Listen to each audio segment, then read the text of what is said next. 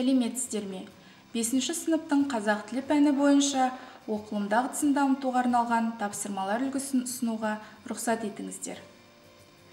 Коммуникативтік дағдыларды дамытуға бағытталған тапсырмалар өзіндік ерекшеліктеріне сәйкес белгілі бір жүйемен жүзеге асады.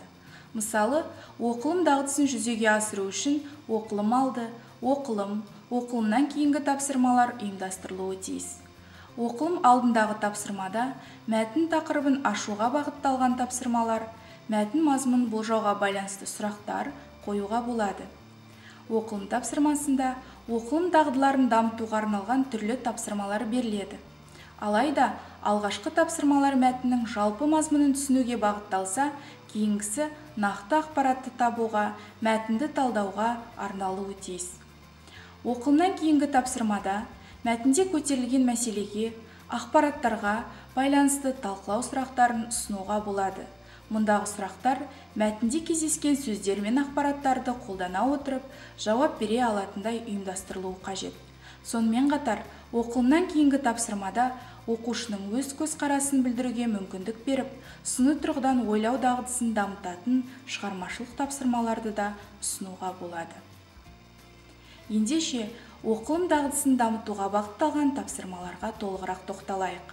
Мәселен, 5-ші сыныптағы О3 оқылым дағдысын алсақ. Оқу мақсаты: хат, хабарлама, жарнама, нұсқаулық, хабарландырудың құрылымы мен рәсімделуі арқылы жанрлық ерекшеліктерін ажырату. Оқу мақсаты ауқымды.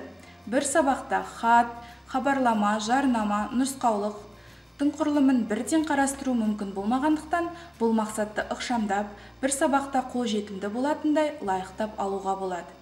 Мәселен, біз бүгін жарнаманың құрылымы мен рәсімделуі арқылы жанрлық ерекшеліктерін ажыратуға тоқталамыз. Басқа сабақтарда ұсынылған басқа жанр түрлерін алып қарастыруға болады. Алдымен оқылым алдындағы тапсырмаға тоқталайық. Оқылым алдындағы тапсырмада оқушыларға еліміздің көрікті жерлерінің суреттерін беріп, сол бойынша талқылау сұрақтарын қоямыз. Оқушылар алдымен сұрақтарға жеке ойланады, содан соң жұпта талқылайды. Талқылау сұрақтары: суреттерде еліміздің қандай аймақтары бейнеленген? Осы жерлердің қайсысына саяхаттап барғың келеді? Еліміздегі демалыс орындары туралы ақпаратты қайдан алуға болады деп ойлайсың? Демалыс орнын таңдағанда туристік агенттіктерге жүгінген дұрыс па? Суреттегі аймақтармен таныс оқушылар бірден атауы мүмкін, ал таныс емес оқушылар болжам бойынша жауап береді. Келесі сұрақтарға оқушылар жеке көзқарастарын білдіру арқылы жауап береді.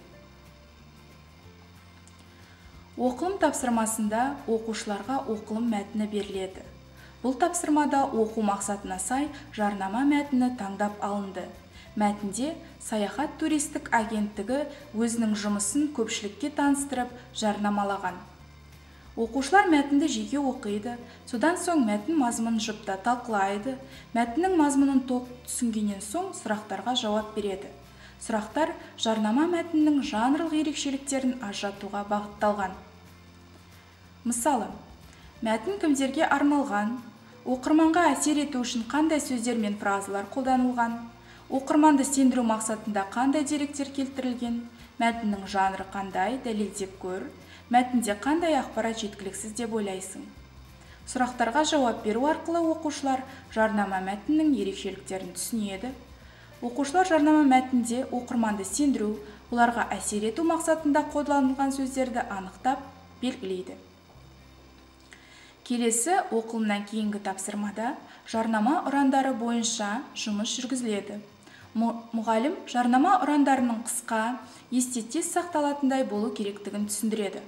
Оқушылар берілген жарнама ұрандарын оқып, қайсы мәтіндегі туристік агенттікке сай келетінін анықтайды.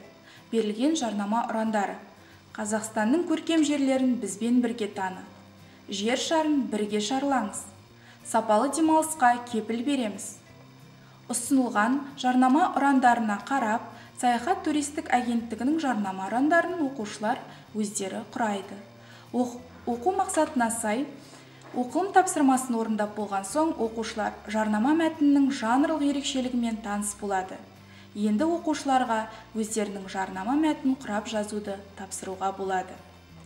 Осылайша жарнама құрылымының жанрлық ерекшеліктерін ажырату бойынша тапсырмалар үлгісі аяқталды. Назарларыңызға рахмет.